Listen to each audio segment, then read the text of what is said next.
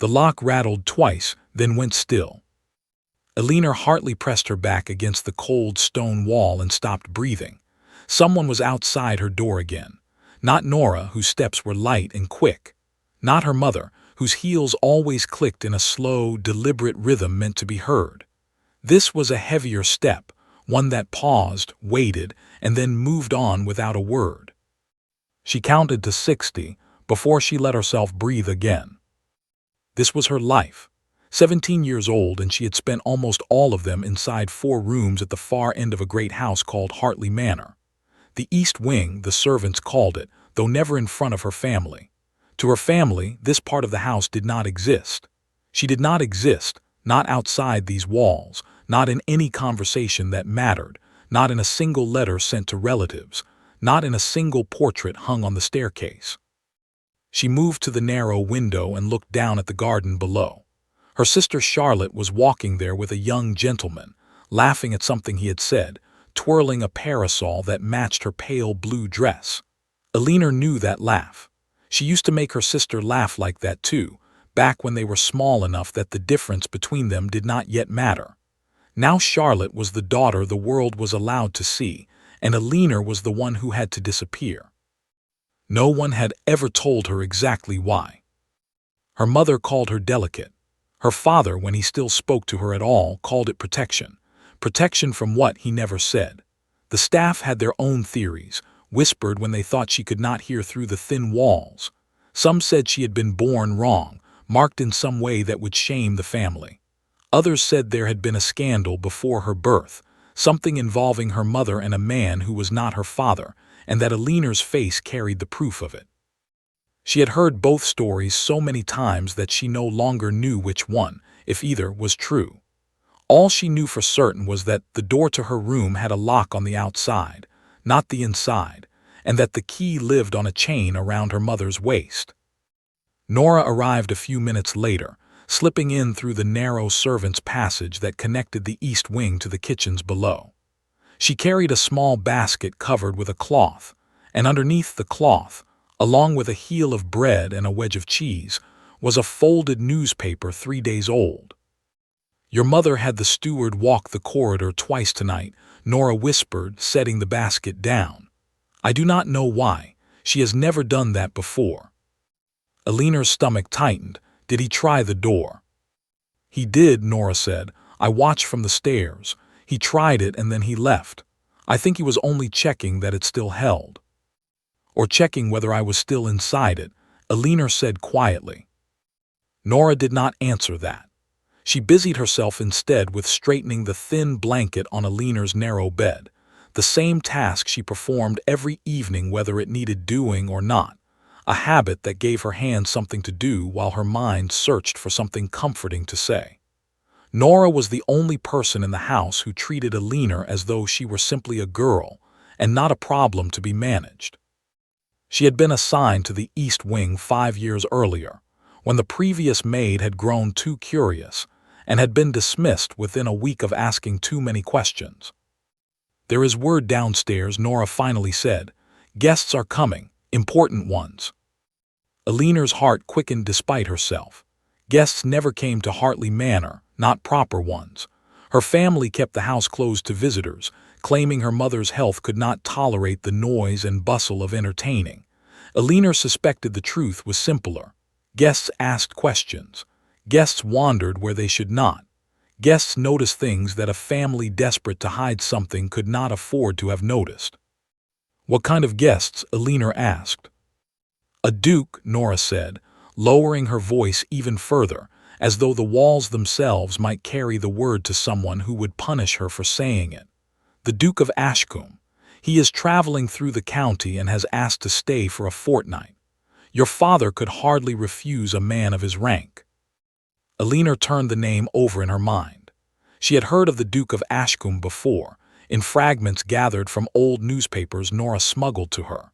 He was young for a duke, not yet 30, and known for being unconventional. He had turned down 2 arranged marriages that would have secured him a fortune twice the size of his own, choosing instead to spend his money rebuilding tenant cottages on his estates and funding a hospital in the north.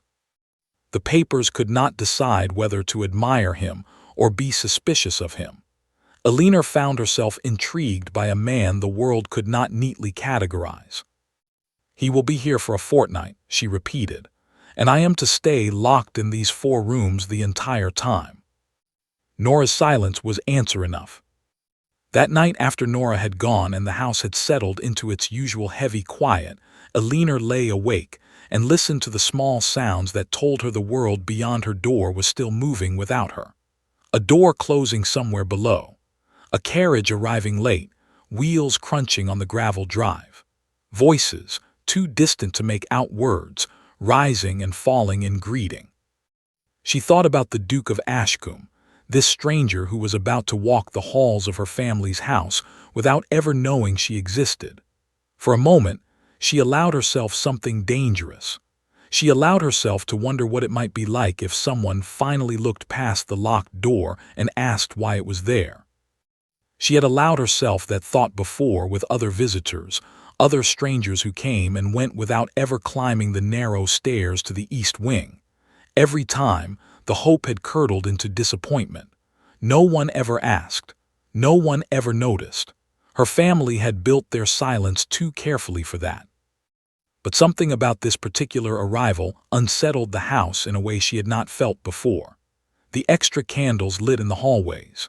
The steward walking her corridor and testing her lock, a thing he had never once done in 5 years. Her mother's heels clicking faster than usual back and forth along the floor below, the sound of a woman preparing for something she feared. They are afraid of him, Alina realized, lying in the dark, not of insulting him, afraid of what he might see. The next 3 days passed in the same slow rhythm as every day before them, and yet everything felt different. Alina heard the house waking earlier, the kitchen fires lit before dawn, extra footsteps in the corridors below her floor, doors opening and closing at hours they never usually did. Nora came less often, and when she did, she seemed distracted, glancing over her shoulder even inside Alina's own room. He asked about the East Wing. Nora told her on the 3rd evening, her voice barely above a breath. At dinner, he asked your father what lay beyond the closed doors at the end of the corridor, since he had noticed them on his walk through the house. Alina sat up sharply. What did my father say? He said it was an old section of the house, closed up for repairs, unsafe to enter. He said the floors were rotten and the roof leaked. And did the Duke believe him? Nora hesitated. I do not know, but he did not ask again, not out loud at least. Alina turned that answer over for a long while after Nora left. Not out loud at least. It was a strange thing to say, and Nora rarely spoke without meaning something specific by her words. It suggested that whatever the Duke believed, he had chosen to keep it to himself for now, which was somehow more unsettling than if he had pressed the question further at the table.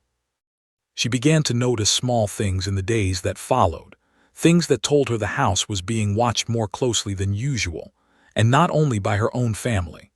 A servant she did not recognize passed beneath her window twice in one afternoon, walking slowly, glancing up at the closed shutters as though counting them. A light appeared in the west tower late one night, a part of the house that was normally dark after supper, and stayed lit far longer than any candle should have burned on its own. She began cautiously to hope again, though she scolded herself for it every time the hope rose in her chest.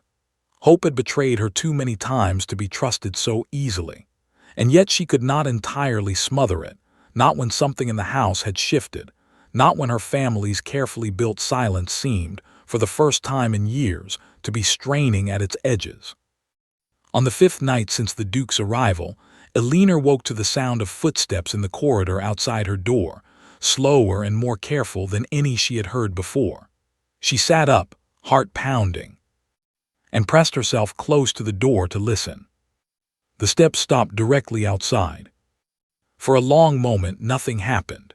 No knock, no voice, only silence and the faint sound of someone breathing on the other side of a door that had never, in all her memory, been approached by anyone but Nora, her mother, or the steward sent to test the lock. Then so quietly she almost believed she had imagined it. She heard a man's voice, low and careful, speaking not to her but to himself, as though puzzling something out aloud. "Rotten floors," he murmured, "and yet someone has swept this corridor within the hour." Alina did not move. She did not breathe. On the other side of that door stood a stranger who had noticed what her own family had spent 17 years training the world not to see, and for the first time since she could remember, she felt something other than fear settle into the pit of her stomach. She felt seen. The footsteps retreated a moment later, unhurried, deliberate, the steps of a man who had learned something and intended to think carefully about what to do with it. Alina stayed pressed against the door long after the sound had faded, staring into the darkness of her small room, and wondered, with a mixture of terror and something dangerously close to joy, whether the Duke of Ashcombe had just discovered the secret her family had built an entire life around hiding. Alexander Voss, the Duke of Ashcombe, had learned long ago that the truth in a great house was rarely spoken aloud. It hid instead in small inconsistencies, in the gap between what people said and what their actions revealed.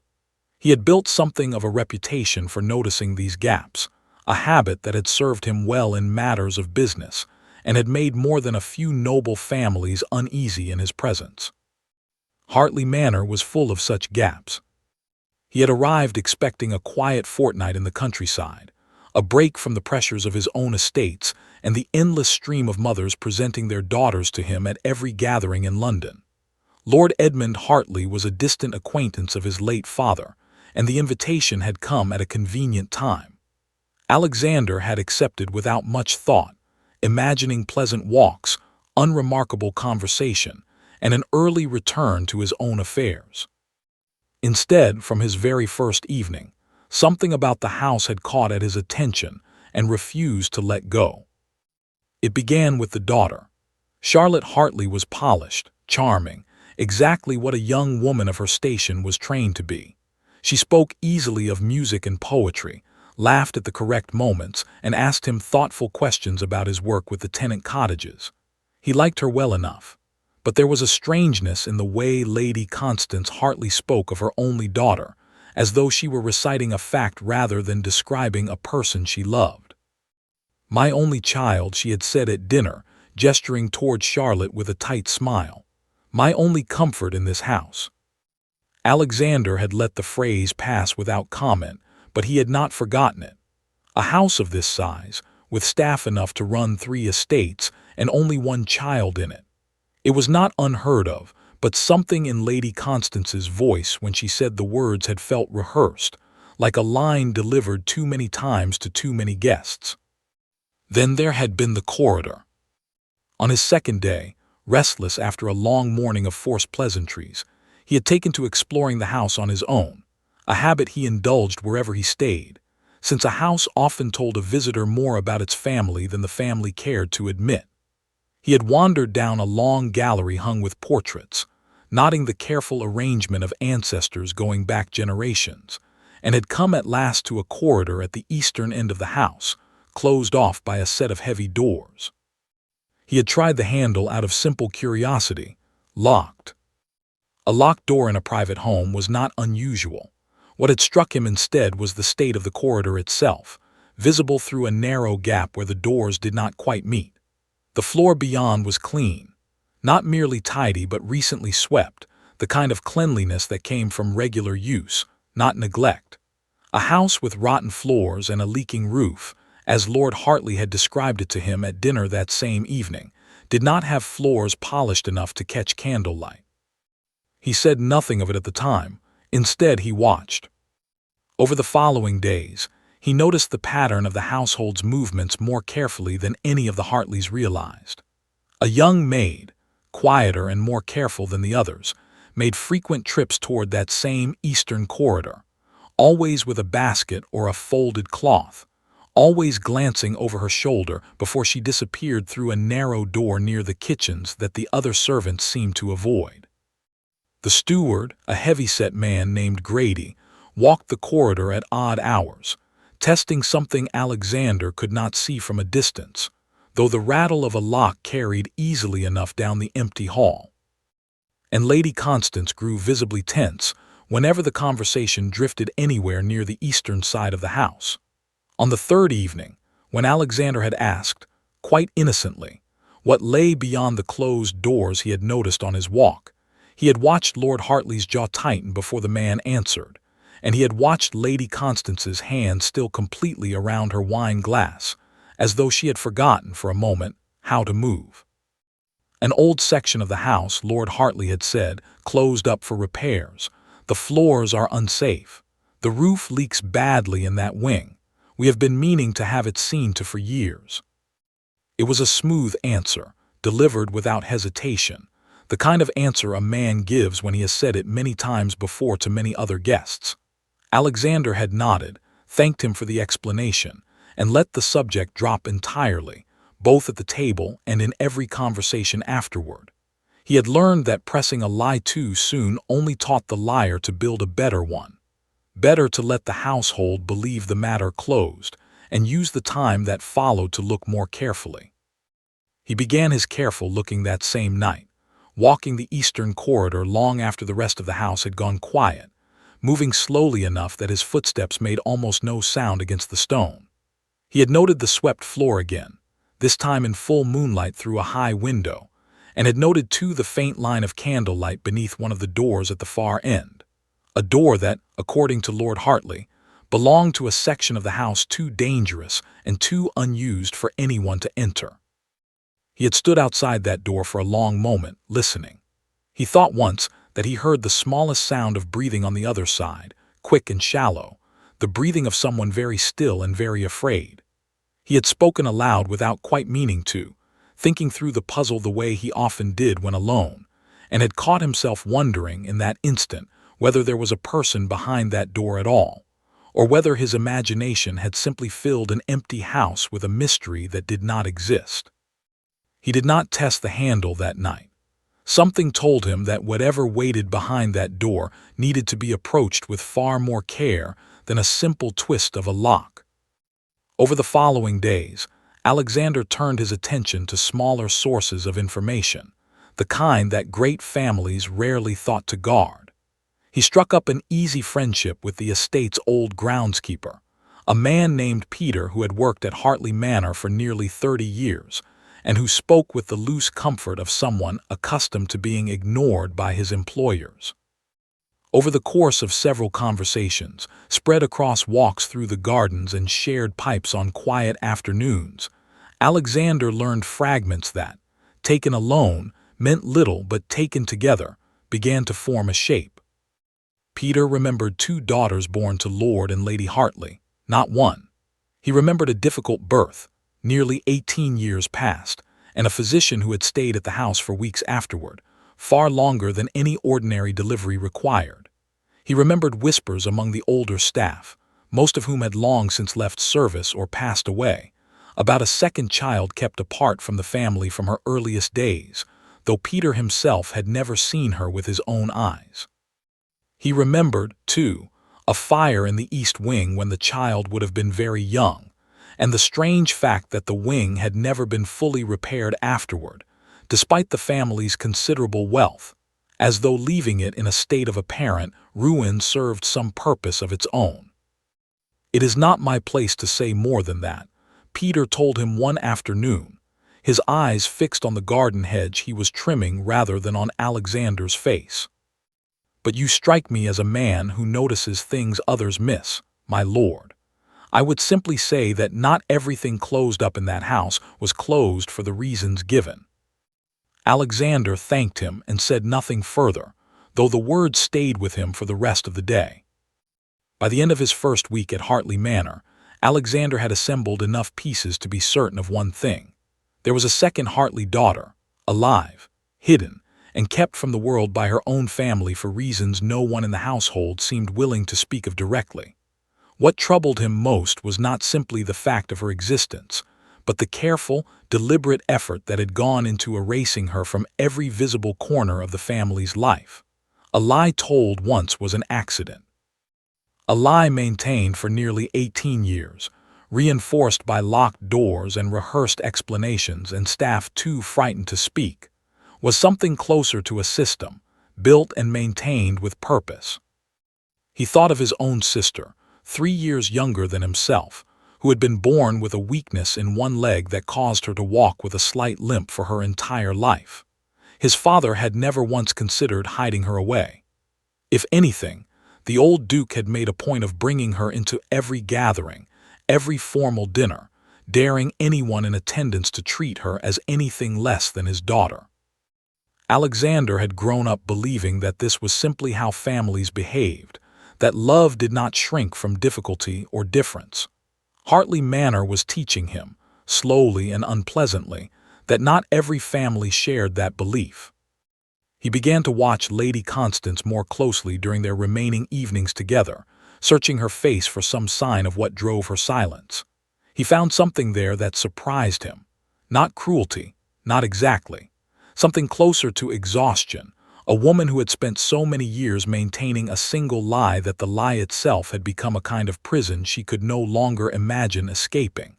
Lord Hartley, by contrast, showed him something colder. A man protecting an arrangement he had built for reasons of his own, reasons that Alexander suspected had far more to do with money, inheritance, and reputation than with any genuine concern for a daughter's well-being. It was on the 8th night of his stay that Alexander finally allowed himself to approach the locked doors again, later than before, when even the most restless members of the household had long since retired. He had noticed, over the preceding days, that the quiet maid made her final visit to the east wing shortly after the dinner hour, and that no one else approached the corridor after that until morning.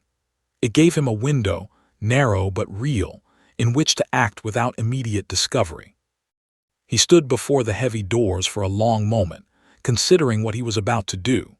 He was a guest in this house, bound by every rule of propriety to respect the boundaries his host had set, however dishonestly those boundaries had been explained. And yet he thought of the breathing he had heard through that door on his first night of watching, quick and frightened, the breathing of someone who had spent years learning to be afraid of every footstep in the corridor outside her room. He decided, standing there in the dark, that some rules mattered less than others. The lock, when he examined it closely by the light of a small candle, was old and simple, the kind of mechanism a man who had spent his youth tinkering with clocks and machinery, as Alexander had, could work through without excessive difficulty. It took him longer than he expected, kneeling in the dark corridor with his ear tuned for any distant footstep, but at last he felt the mechanism give beneath his careful working, and the door shifted slightly beneath his hand. He paused there, his hand resting against the wood, and felt, for the first time in longer than he could remember, genuinely uncertain of what waited on the other side. Whoever she was, this hidden daughter of Hartley Manor, she had spent her entire life being told, through walls and locks and rehearsed lies, that she did not deserve to be seen. Alexander understood, standing there in the dark, that the next few moments would matter to her more than almost anything else in his own comfortable, unremarkable life ever had. He drew a slow breath, steadied his hand against the old wood, and pushed the door open. The door swung open without a sound, and for a moment the room beyond seemed empty. A single candle burned low on a small table beside a narrow bed. Books were stacked along one wall, more books than Alexander would have expected in a room meant for someone the family claimed did not exist. Then he saw her, pressed into the corner beside the window, a young woman with dark hair loose around her shoulders, and eyes wide with a fear so immediate it made him ashamed of the ease with which he had broken the lock. "Please," she said, her voice barely above a whisper, "please do not tell them you found me." Alexander stayed in the doorway, making no move toward her. "I have no intention of telling anyone anything," he said quietly. "I only wanted to see for myself whether the stories were true." "What stories?" she asked, though something in her tone suggested she already knew. "That there is a young woman living behind these doors," he said. "One the rest of the house has been trained never to mention." She studied him for a long moment, her back still pressed to the wall, her hands gripping the windowsill behind her as though she might need it for balance. He recognized the posture. It was the stance of someone who had learned, through long practice, never to trust an unfamiliar face too quickly. "You are the Duke," she said finally, "Ashcombe." "I am," he said, "and you have the advantage of me, since it seems everyone in this house knows my name, and I do not yet know yours." A long silence stretched between them before she answered. "Eleanor," she said, "Eleanor Hartley." "Hartley," he repeated, and something in his chest tightened at the confirmation of what he had already suspected. "Then you are Charlotte's sister." "Her sister," she said, her voice suddenly sharper. "Not that anyone in this house would use that word for me. I am an inconvenience, a shame kept behind a locked door. I have heard every version of what I am supposed to be, my lord, and sister has never once been among them." Alexander said nothing for a moment, letting her words settle in the quiet room. He had expected, walking through that door, to find someone broken by years of isolation, someone who might weep or cower or beg him for rescue in the manner of the novels his sister sometimes read aloud on rainy afternoons.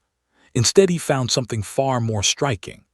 A young woman whose voice, though quiet, carried an edge of real anger, whose eyes, though wary, held his own without flinching.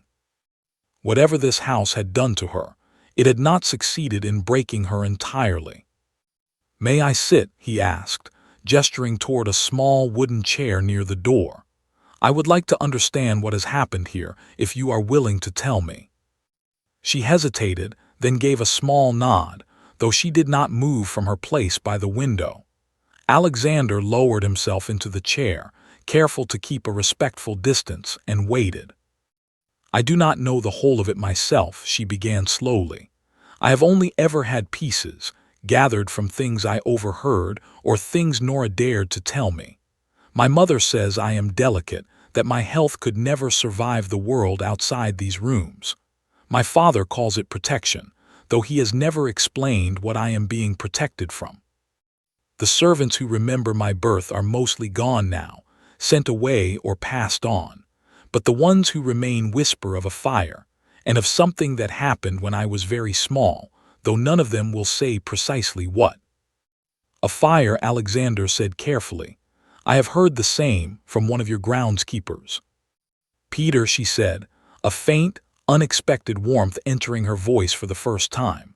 "He used to bring me flowers when I was younger, left on the windowsill outside before someone noticed and put a stop to it. I have not spoken to him properly in years."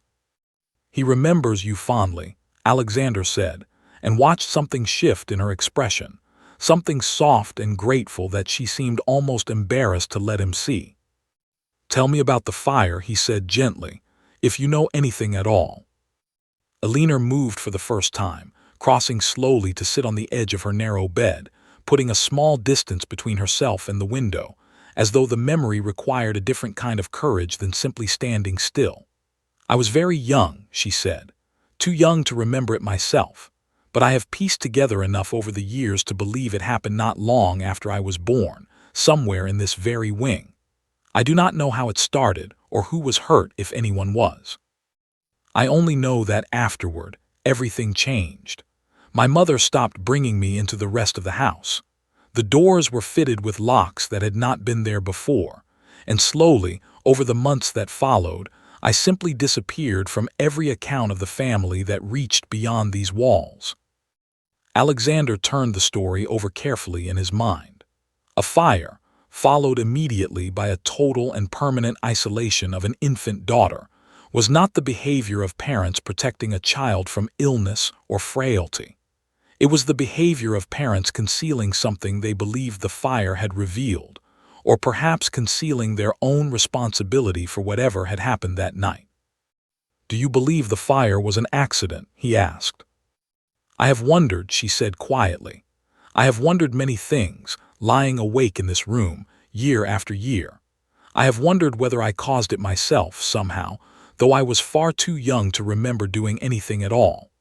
I have wondered whether someone else caused it, and found it easier to blame an infant who could not speak in her own defense than to accept responsibility. I have wondered whether there was ever a fire at all, and whether it is simply the story my family settled on to explain a decision they had already made for other reasons entirely."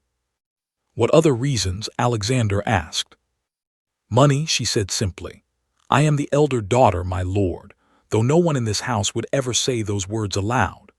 By every law of inheritance I understand, whatever was meant to pass to a firstborn child in this family should have come to me, not to Charlotte. I have had many years to consider what it might mean to a family like mine, proud and concerned above all else with appearances and fortune, to have their eldest daughter be someone they were ashamed to present to society. It would be easier, would it not, to erase her entirely, and raise the younger daughter as though she were the only child, than to explain to the world why the elder one could never properly inherit or marry." Alexander sat with that thought for a long moment, and found, uncomfortably, that it made a great deal of sense. He had seen enough of the aristocracy's obsession with lineage and reputation to know that families had done far worse than lock away an inconvenient daughter in pursuit of protecting their name and their fortune. If Aline's account was correct, even in its broad shape, then her isolation was not an act of misguided protection at all. It was an act of theft, carried out over the whole of her life, stealing from her not only her inheritance but every ordinary joy a childhood and a young womanhood might have offered. "I am sorry," he said, and meant it more deeply than the simple words could carry. "I cannot imagine what these years have been like for you." Aline's eyes met his, and for the first time since he had entered the room, something in her guarded expression softened, just slightly. "People do not often say that to me," she said, "mostly because no one beyond Nora and Peter has ever known enough to say it." They sat together in silence for a while after that, the candle between them burning lower, the house around them settled into its deep nighttime quiet. Alexander found himself, somewhat to his own surprise, reluctant to leave. There was something in Aline's manner, a sharp intelligence combined with a hard-won resilience, that he had rarely encountered in the drawing rooms and ballrooms of his usual circles. She spoke plainly, without the careful performances he had grown so used to navigating in society, perhaps because she had never been permitted to learn those performances at all. "What will you do," she asked eventually, "with what you have found here?" Alexander considered the question carefully before answering. "I do not know yet precisely," he admitted. "But I do not intend to leave this house pretending I never opened that door. Whatever your parents have done, and whatever their reasons, I cannot in good conscience walk away and allow it to continue as though I had seen nothing." Fear flickered across Aline's face. "If you confront them directly," she said, "they will only tighten their hold on me. My mother has spoken before of sending me further away, to a distant relative's house in the north, somewhere even Nora would not be permitted to follow. If they believe their secret is at risk of discovery, I fear they will act to protect it before they will ever act to free me." "Then I will need to move carefully," Alexander said. "Rushing forward without a clear plan would only endanger you further, but I promise you this. I will not simply close this door behind me and forget what I have seen tonight." Aline studied him for a long moment, as though weighing the honesty of his words against 17 years of disappointment at the hands of everyone who had ever claimed to have her interests at heart. "Why?" she asked finally. "Why would a duke, a man with no obligation to my family beyond a fortnight's hospitality, choose to involve himself in a matter that could bring him nothing but difficulty?" It was a fair question, and Alexander took a moment to answer it honestly. "Because I have spent most of my life watching people with power use it carelessly, or not at all," he said. "My own father taught me that a title means very little if it is not put to some use beyond comfort and privilege. I do not know you well, Miss Hartley, and I will not pretend otherwise. But I know enough, after tonight, to understand that what has been done to you is wrong, and I find I am not the kind of man who can walk past that and simply continue on to breakfast tomorrow as though nothing has changed." Something in her face at those words seemed to loosen further, a tightness she had likely carried for so long that she no longer noticed its weight until it began, however slightly, to ease.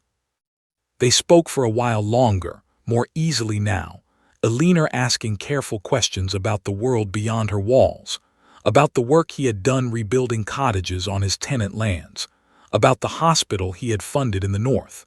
Questions that revealed a mind that had spent years starved of new information and was hungry now for every scrap she could gather.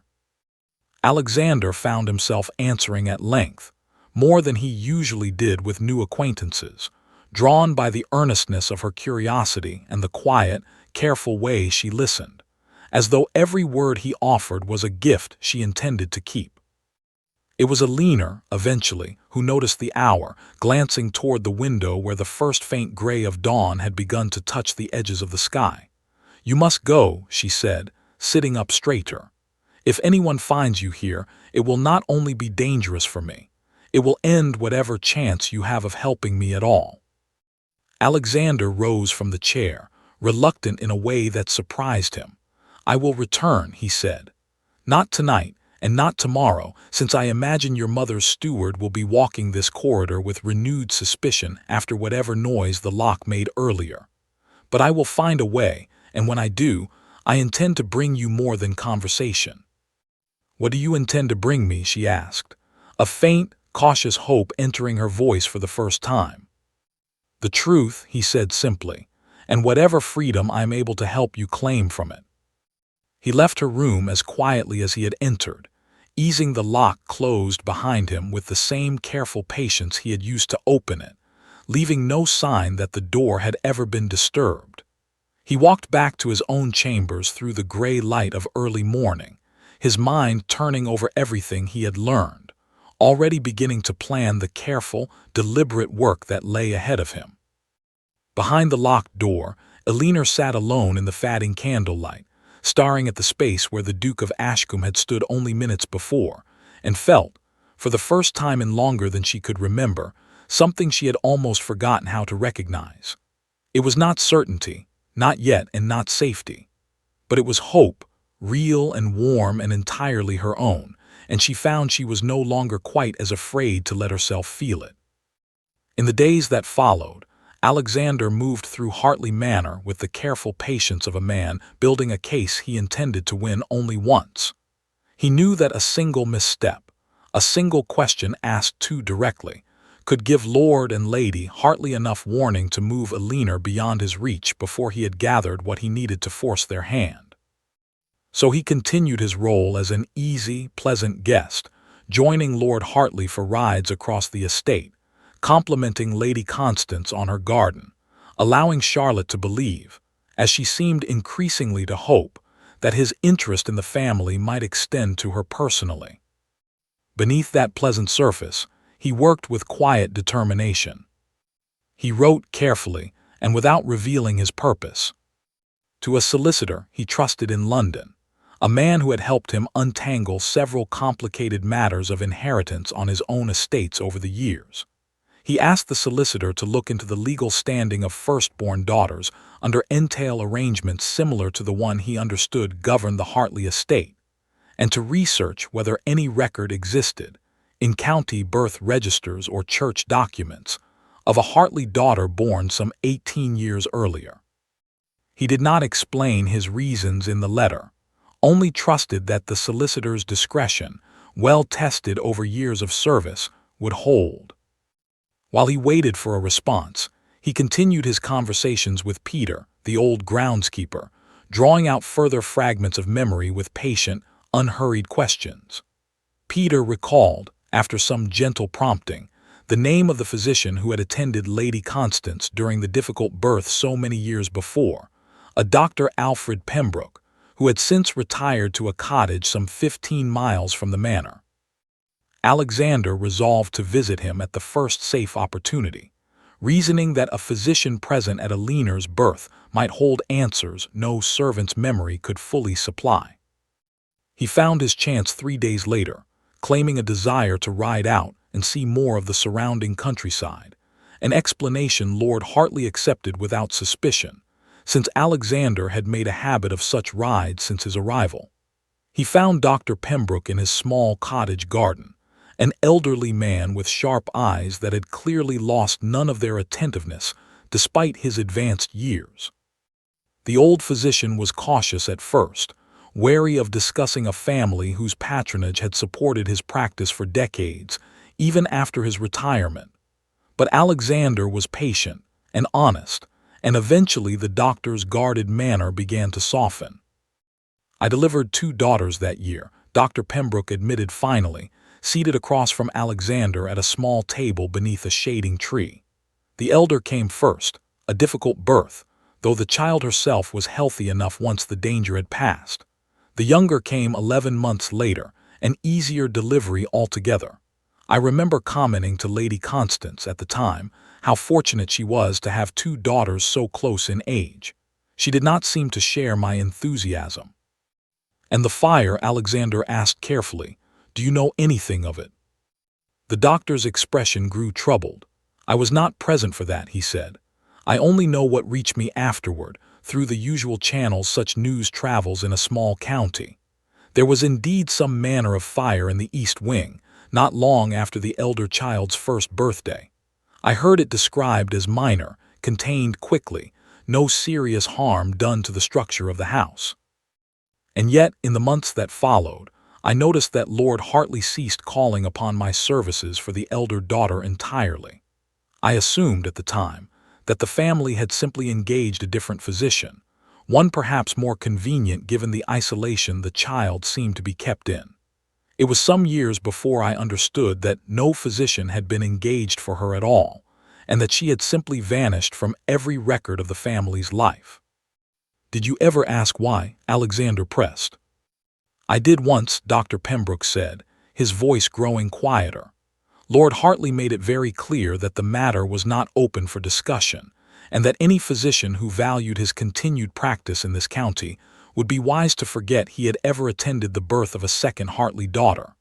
I am an old man now, my lord, with little left to lose by speaking of it. But I confess I have carried some guilt over my silence these many years." Alexander thanked him warmly, promising discretion in return for the doctor's honesty, and rode back to Hartley Manor with a clearer picture forming in his mind.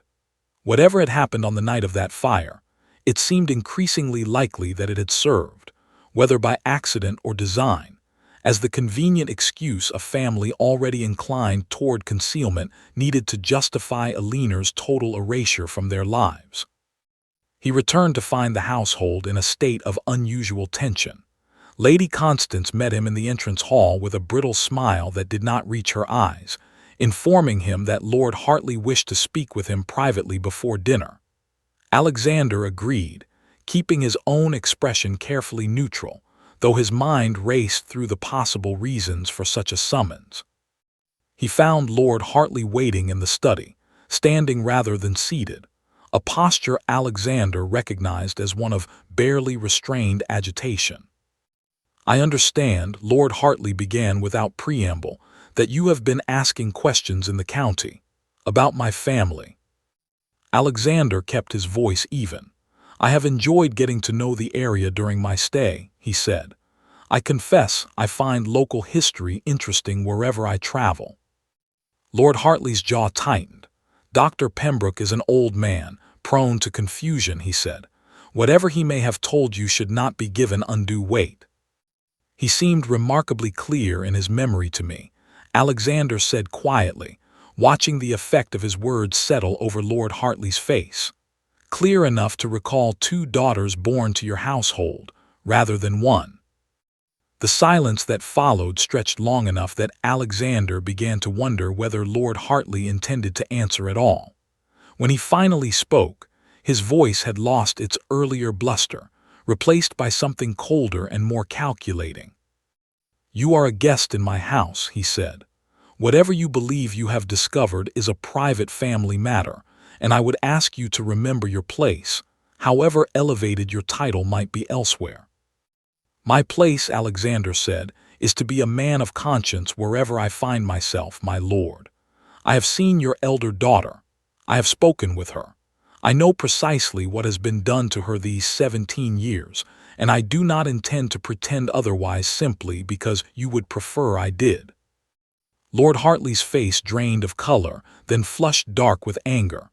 "How dare you enter that part of my house," he said, his voice rising. "That corridor is closed for good reason." "The only reason I have found," Alexander replied evenly, "is that a young woman who by every right should inherit your estate has instead been locked away since infancy, so that her sister might take her place. I imagine a court of law, and society more broadly, would find that reason considerably less persuasive than rotten floors and a leaking roof." Lord Hartley's hands trembled at his sides, though whether from fear or fury, Alexander could not entirely tell. "You understand nothing of this family's affairs," he said. "Nothing of what was at stake, nor of the decisions that were made to protect this house and everyone in it." "Then explain it to me," Alexander said, keeping his voice deliberately calm, hoping the steadiness of his own manner might draw out something closer to honesty than the man's earlier bluster had offered. For a long moment it seemed Lord Hartley might actually answer. His shoulders sagged slightly, some of the anger draining from his posture, replaced by something that looked almost like exhaustion. But before he could speak, the study door opened, and Lady Constance entered, her face pale and tight with alarm. "Edmund," she said quickly, "a word if you please." Lord Hartley excused himself with a curt nod, following his wife from the room, leaving Alexander alone with his thoughts and a growing certainty that time had suddenly become far more precious than he had allowed himself to believe. He did not have long to wait before understanding why. That evening, Nora found a way to slip a hurried note into his hand as she passed him in the corridor outside the dining room, her face taut with fear. "They mean to send her away," the note read, written in a hasty, uneven hand. "Tomorrow before dawn, to her aunt's house in Yorkshire, far from anyone who knows her. Please, if you can help her, it must be tonight." Alexander read the note twice, his mind moving quickly through the narrow window of possibility that remained to him. He excused himself from dinner early, claiming a headache brought on by his afternoon ride, and retreated to his rooms to think. He had by now received a reply from his solicitor in London, delivered by a writer that same afternoon, confirming that county birth records did indeed list 2 daughters born to Lord and Lady Hartley, the elder recorded under the name Eleanor Margaret Hartley, a record that, curiously, had never been formally amended or contested in the years since, despite the family's total public silence regarding her existence. The record alone, the solicitor noted, would very likely be sufficient to establish her legal identity and her claim upon the estate, should she ever wish to pursue it.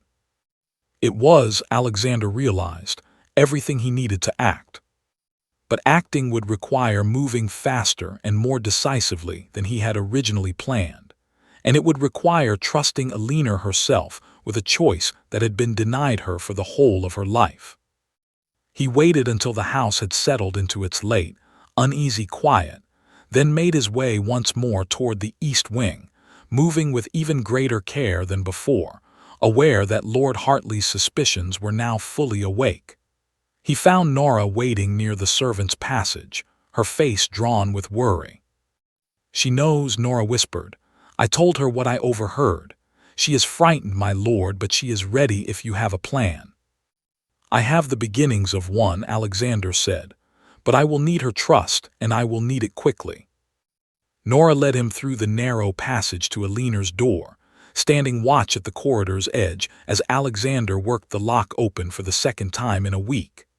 Eleanor was waiting just inside, already dressed, a small bundle of belongings clutched in her arms, as though she had been prepared to run the moment the opportunity presented itself, even without knowing whether help would ever come. "They mean to take me tonight," she said, her voice tight with barely controlled fear. Nora heard them planning it. "A carriage before dawn, and once I am gone, I do not believe I will ever have another chance like this one." Alexander stepped fully into the room, closing the door softly behind him. Then we do not wait for dawn, he said. We leave tonight, before they expect either of us to move. Alina's eyes widened. Leave, she repeated, to where? To London first, he said. I have confirmation from my solicitor that your birth was properly recorded, that your identity as Lord Hartley's elder daughter can be legally established beyond any doubt your parents might attempt to raise. From there, we will see justice done, and your rightful place restored if that is what you wish.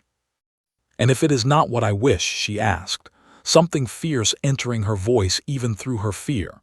If I want nothing more to do with this house or its name, ever again. Then that is your choice to make, Alexander said simply. Tonight is not about forcing you into any particular future, Miss Hartley. It is only about giving you the freedom to choose one at all, for the first time in your life. Something in Alina's face broke open at those words, a mixture of relief and disbelief, and a hope so raw it seemed to steal the breath from her chest. She looked down at the small bundle in her arms, then back up at Alexander, and nodded once, decisively. Then let us go, she said, before I lose the courage to leave everything I have ever known. They moved through the sleeping house with careful, silent steps, Nora leading the way through the narrow servants' passage that wound down toward a side door rarely used by the family, a door that opened onto the kitchen gardens rather than the main drive, chosen precisely because it would draw no attention from the front of the house where a carriage might already be waiting to be readied before dawn. Alina's legs trembled with every step, not from weakness but from the strangeness of movement itself, the simple act of walking through corridors she had only ever seen through gaps in a locked door or through the narrow window of her room. The house felt enormous around her, its ceilings impossibly high, its passages stretching on in directions she had never been permitted to explore. She kept close behind Alexander, gripping her small bundle of belongings, forcing her breathing to remain steady even as her heart hammered against her ribs. They reached the side door without incident, Nora easing it open with practiced quiet, having oiled its hinges herself only days before in careful preparation for exactly this possibility, though she had not known then how soon it might be needed. Alexander's own carriage waited a short distance away, hidden behind a stand of trees at the edge of the drive, arranged earlier that evening under the pretense of an early departure planned for the following morning. His coachman, a steady man named Edwin who had served the Ashcombe family for over a decade, and who asked no questions when his employer's instructions grew unusual, stood ready at the horses' heads. Alina hesitated at the edge of the trees, looking back once toward the great dark shape of Hartley Manor rising against the night sky, its windows unlit, its secrets, for the first time in 17 years, beginning to slip beyond its own walls. "Are you certain?" Alexander asked quietly, seeing the hesitation in her face. "There is still time to return to your room if you wish it. No one need ever know we came this close." "I am certain," Alina said, and her voice, though quiet, held none of the uncertainty her posture suggested. "I have spent my whole life afraid of a house I was never permitted to fully see.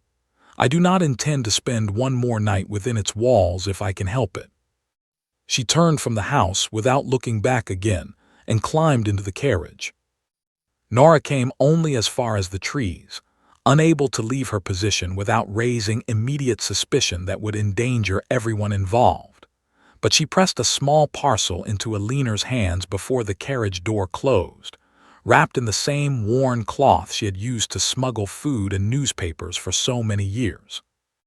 "Write to me," Nora said, her eyes bright with unshed tears, "when it is safe to do so. I have waited 5 years to see you walk out of that house, and I do not intend to lose track of you now that you finally have." "I will find a way," Alina promised, gripping the older woman's hand tightly through the open door. "I do not know how to thank you for everything you have done." "You already have," Nora said, stepping back as Alexander signaled to the coachman, "simply by being brave enough to leave." The carriage pulled away into the darkness, wheels turning softly over the gravel drive, and within minutes Hartley Manor had disappeared behind them into the folds of the countryside, swallowed by distance and darkness both. Elinor sat rigid at first, watching through the small window as the last lights of the house vanished, half expecting at every moment to hear the sound of pursuit, a shout raised, a rider sent after them through the night. No such sound came. The road remained quiet, the countryside dark and still around them, and slowly, mile by mile, Elinor felt the tight coil of fear in her chest begin, very cautiously, to loosen. They traveled through the remaining hours of darkness and into the gray light of early morning, stopping only briefly to change horses at a coaching inn Alexander trusted, where he arranged for Elinor to travel under a borrowed name, a small precaution against the possibility that Lord Hartley might send word ahead along the main roads once her absence was discovered. Elinor slept fitfully during the long hours of travel, exhaustion finally overtaking the adrenaline that had carried her through the night's escape, and Alexander watched her rest with a quiet, unfamiliar tenderness he did not entirely examine, content simply to see her finally free of the tension that had marked every hour of their earlier acquaintance. They reached London by early afternoon, and Alexander brought Elinor directly to the home of his own aunt, Lady Margaret Voss, a widow of considerable independence and even more considerable discretion, who had raised Alexander's younger sister after their mother's early death, and who could be trusted, Alexander knew, to offer both shelter and genuine kindness without demanding explanations before they were ready to be given.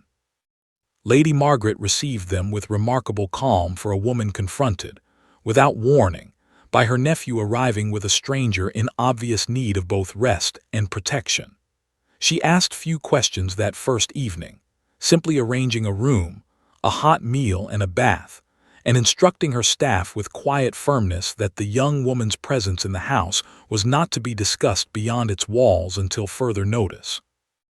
It was only the following morning, once Elinor had slept properly for the first time in days, and had eaten a full breakfast in the bright, unfamiliar comfort of Lady Margaret's morning room, that Alexander sat down with both women to explain, as fully as he understood it himself, the situation that had brought them to London. Lady Margaret listened without interruption, her expression growing steadily more troubled as the story unfolded, and when Alexander finished, she reached across the table and took Elinor's hand in her own with a gentleness that startled the younger woman nearly to tears.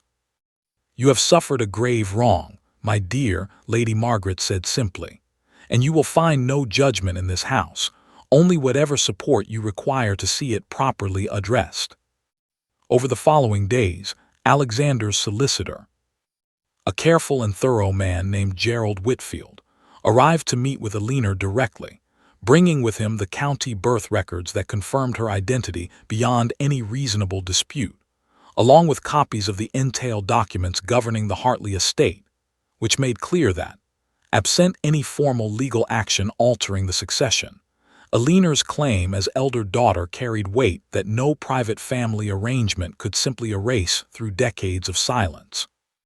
"It will not be a simple matter," Mr. Whitfield cautioned, laying the documents carefully across the table for Elinor's inspection. "Your father will almost certainly resist any public acknowledgement of your existence, let alone any restoration of your inheritance rights. Such matters can become lengthy, and at times unpleasant, particularly where a family's reputation is concerned." "I understand," Elinor said, and Alexander noted, with quiet admiration, how steady her voice remained even as she absorbed the weight of what lay ahead of her. "I have spent 17 years hidden away so that my family's reputation could remain untouched. I find I care very little now for how unpleasant the process of reclaiming my own name might prove to be." The following weeks brought exactly the difficulty Mr. Whitfield had predicted. Word reached Hartley Manor quickly, likely through the coaching inn where Alexander had arranged Elinor's onward travel, and Lord Hartley responded with a flurry of increasingly desperate letters, first attempting to claim that Elinor had been removed against her will, a charge that collapsed quickly under the weight of Alina's own detailed and unwavering testimony to the solicitor, and eventually, to a magistrate willing to hear the matter privately given the sensitivities involved. When that approach failed, Lord Hartley shifted to a different strategy entirely, offering, through intermediaries, to acknowledge Alina's existence quietly and provide her with a modest, independent income, provided she agreed never to publicly contest her exclusion from the estate or to reveal the full circumstances of her confinement. Alina refused without hesitation, a decision Alexander supported fully, understanding that any quiet settlement would leave her family's system of concealment fundamentally unchallenged, free to be repeated in some other form against some other inconvenient truth, should the need ever arise again in that household. "I do not want their money offered as silence," Alina told Alexander firmly, during one of their many long conversations in Lady Margaret's quiet garden as the legal proceedings dragged toward their conclusion. "I want the truth acknowledged plainly, whatever it costs them, and whatever it costs me in turn." The matter was resolved in the end, not through the drama of a public court battle, which both families had strong reasons to avoid, but through a carefully negotiated private settlement overseen by a respected judge acting in a quieter capacity, a settlement that formally and permanently recognized Alina Margaret Hartley as the elder daughter of Lord Edmund Hartley, restored to her the inheritance rights her birth had always entitled her to and required. As a condition of avoiding wider public scandal, a written acknowledgment from Lord and Lady Hartley admitting to the wrongful concealment of their daughter across the whole of her childhood and youth. It was not, Alina knew, a perfect justice. Her parents faced no criminal consequence for the years they had stolen from her, and the private nature of the settlement meant the wider world would never fully understand the extent of what she had endured. But it was, she decided, enough. Enough to reclaim her name, enough to secure her independence, enough, most importantly, to ensure that no one would ever again have the power to lock a door and erase her from her own life. Charlotte, to Alina's genuine surprise, sought her out privately during the final stages of the settlement, arriving unannounced at Lady Margaret's home one afternoon, her usual polished composure entirely absent, replaced by something raw and uncertain.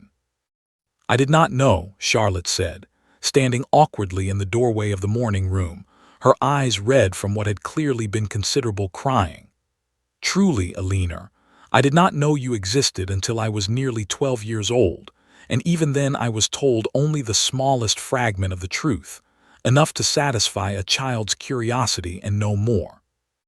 I have spent these past weeks trying to understand how I lived so long in that house without ever questioning why the east wing was always closed, why certain rooms were never mentioned, why our mother's face grew so tight whenever old family portraits from before my birth were brought out for guests to admire."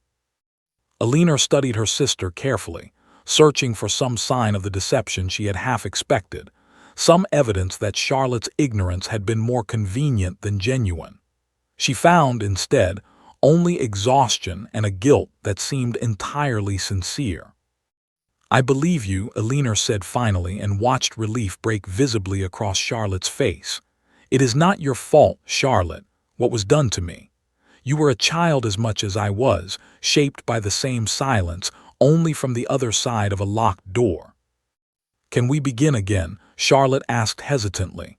"Not as strangers but as sisters properly, if you are willing." Alina considered the question for a long moment before answering, aware that forgiveness, where it was owed at all, could not be rushed simply because it was asked for sincerely. "I would like that," she said eventually. "Slowly, perhaps, but yes, I would like that very much." As the weeks stretched into months, Alina settled gradually into a life she had never dared imagine possible during her long years behind Hartley Manor's locked doors. She took rooms of her own eventually, modest but entirely hers, funded by the inheritance the settlement had secured, and filled them with more books than any single room could reasonably hold, delighting in the simple, previously impossible pleasure of choosing what to read without waiting for Nora to smuggle each new volume past a watchful household. Nora came to live with her permanently within the year, released at last from service at Hartley Manor. Her loyalty during Alina's years of confinement repaid many times over in the comfortable position she took as companion and friend rather than servant. Peter, the old groundskeeper, remained at the manor, too attached to the land he had tended for 30 years to leave it entirely, but he wrote to Alina regularly, and she made a point of visiting him each spring, walking once more through gardens she had only ever seen before from a narrow upper window. Alexander remained a steady presence throughout it all, his involvement in her legal battle gradually deepening into something neither of them had entirely anticipated on that first strange night when he had opened a locked door, expecting only to satisfy his curiosity. Their conversations, begun in the desperate quiet of a hidden room, continued through the long months that followed, growing easier and warmer with every visit, until neither could quite remember when friendship had begun to feel like something considerably more.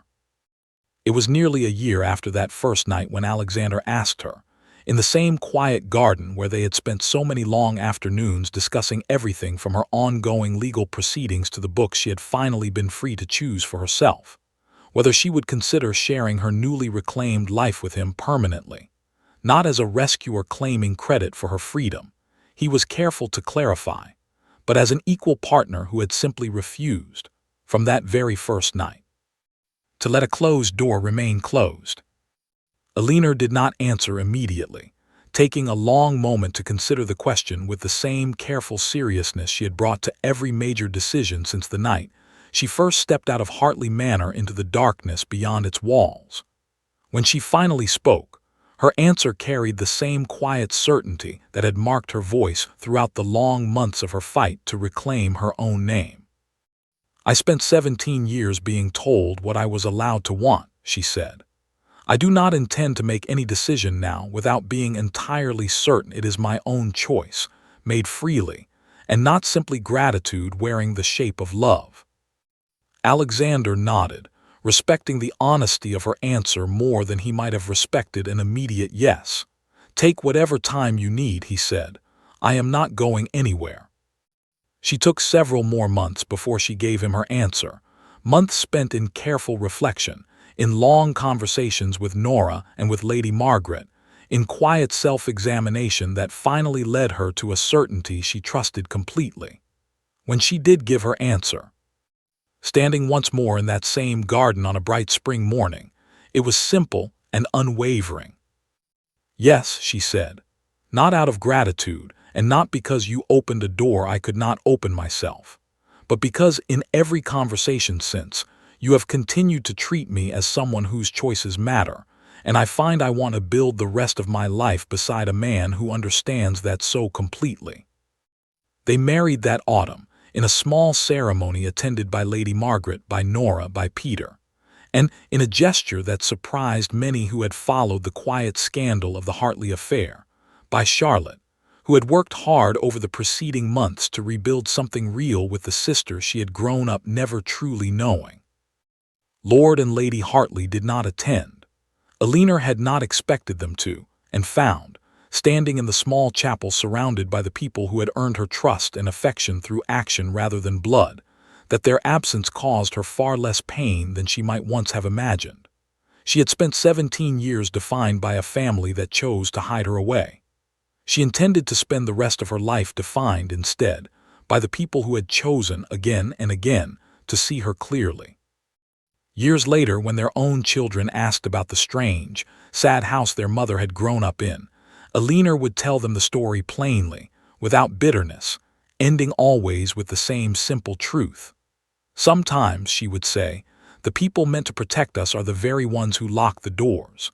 But a door, however carefully sealed, only remains closed until someone brave enough finally chooses to open it." She would look at that point in the story toward her husband, who would smile quietly in return, both of them remembering a dark corridor, an old lock, and a single decision that had changed the whole of both their lives.